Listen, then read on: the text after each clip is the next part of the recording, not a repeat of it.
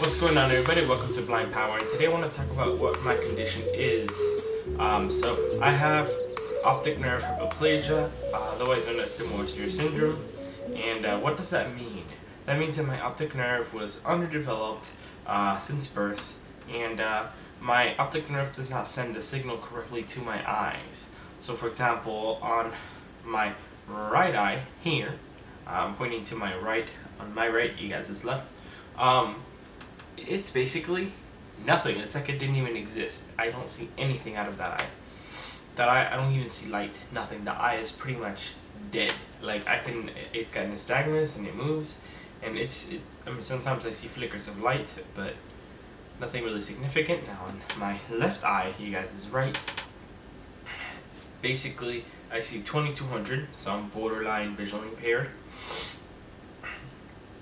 But then, with this glass on that I have, the pituitary monocular, which I'm going to be doing a video especially for it later on, I see 2050. So it increases my vision by quite a bit. But don't just think that, oh, you can see normal because you have 2050. It's a little more of a struggle to see things. It's not as quick and see something. Oh, there it is. I actually have to focus it, and I have to find it because it's kind of like a magnifier. So it's a little bit slower, but yes, I can find things a little bit easier with the glasses. They're going to be getting me an even stronger one eventually, which I don't know what my acuity is going to be with that, but this is pretty cool.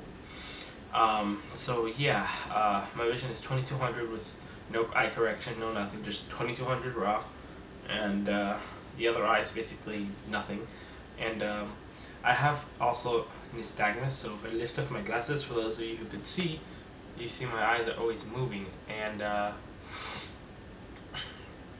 it's involuntary. I can't really help it.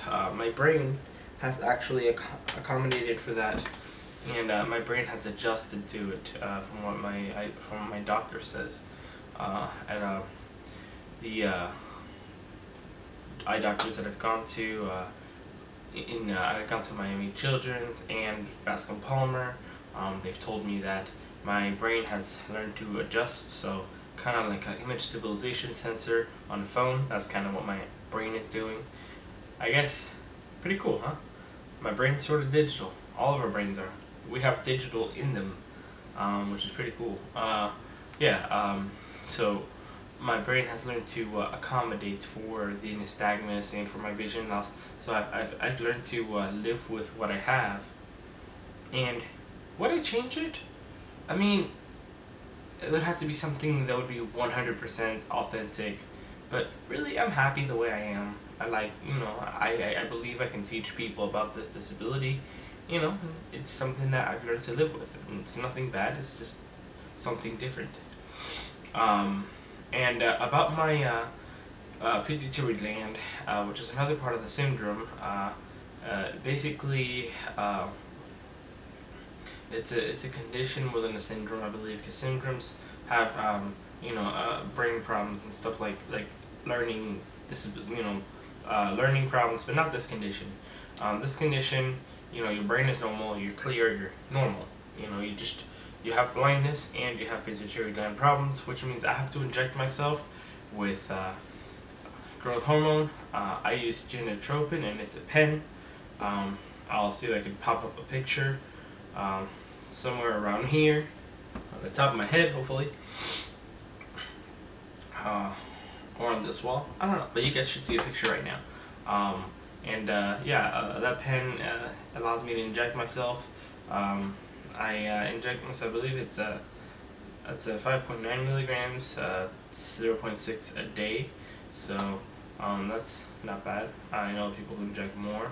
And if the injection basically regulates to make sure that the other things get regulated in my body, blood pressure, sugar, all these other things. So the growth hormone takes a role in so many things in my body. I mean, scientifically, it's baffling how much it actually controls. I had a couple months that my insurance wasn't taking my growth hormone, and about 2-3 months, and I was sweating bullets all day, every day, for over 90 days, and it was terrible. The growth hormone does so many things in my body. Without it, I mean, I suffer. I need it. For me, it's a must-have. it does not affect my vision when I don't have it, but it does affect other health problems because it actually is what manages my pituitary gland. My pituitary gland does not produce growth hormone, so therefore I have to get that growth hormone injected inside of me, and honestly, it helps a lot. So the places where I inject myself, depending on the days, on my legs and on my stomach, main places.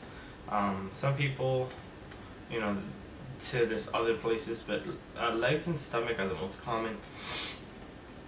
They used to say arms, but the arms, I don't know, there's some new theory why not to inject your arms. But this condition, the growth hormone does do a lot of things. Now the next thing, is this condition going to get worse? In my case, no, it's not. It's been the same since I was 5 years old. I gained my vision when I was 3 years old. From newborn to 3 years old, I was totally blind. And I learned to cope with being totally blind for those first 3 years of my life. And I was lucky enough to gain some vision, and 2200 is borderline visually impaired. But it doesn't matter. You know why? Because that gives me enough vision to get around. And, if I go blind, it's okay too. Because, blindness is not, it's not a bad thing. It's just something different. So some people say, oh, you're blind, oh, I feel so sorry for you. No, it's nothing bad, it's just different. And with this condition, I've learned to cope with it, I've learned to live with it, and the hormone aspect of it is no big deal. I just have to inject myself every day. And of course, the vision part of it, I've learned to cope with it, and thankfully I have this device now in my head, the Vitro Mirage Monocular, which has helped with me a lot. But really, I didn't even know what it was to see more. I didn't really know what was to see more until I had this device. So I'm happy with what I have, and this condition is not progressive. Now let's talk about genetics. So genetic wise, it looks like we don't know if it's going to go on to if my kids will have it in their genes. We don't know. We're doing research on that right now. However, one thing I will say is the reason why this condition happens is because if your parents have incompatible genes, or there's some kind of mismatch in the genes, some weird gene structure throughout your genetics, that's how Demorsher syndrome happens. And to be honest, I've had other family members from my father's side who have blindness, 2 other people, and it's not a bad thing. It's fun. You learn to live with it. All my family from my dad's side, the ones who are blind, they've learned to deal with it, and they live their life normally, and it's fine. It's a condition that perhaps is carried throughout the genes, but if it is, it's okay because it's nothing bad.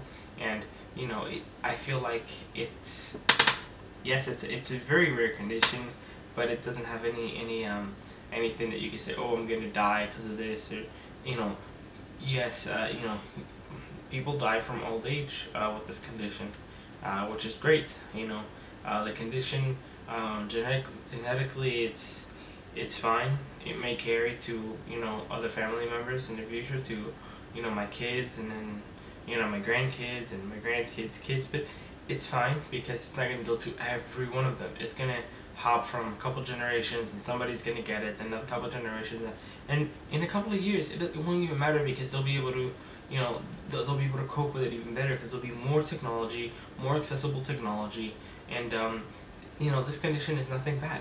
Just how if you have RP, or if you have any other condition that has to do with eyesight, it's nothing bad. It's just different. And if you recently lost your eyesight or you're losing it, don't worry. There's so much stuff out there that can help you deal with your eye condition, so don't worry. There's so many blind resources that we can get. American Federation for the Blind, American Foundation for the Blind, Division of Blind Services. So I hope you guys enjoyed this little video about my condition and a little bit of rambly video about my condition. I hope you guys enjoyed, and I'll see you on the next one.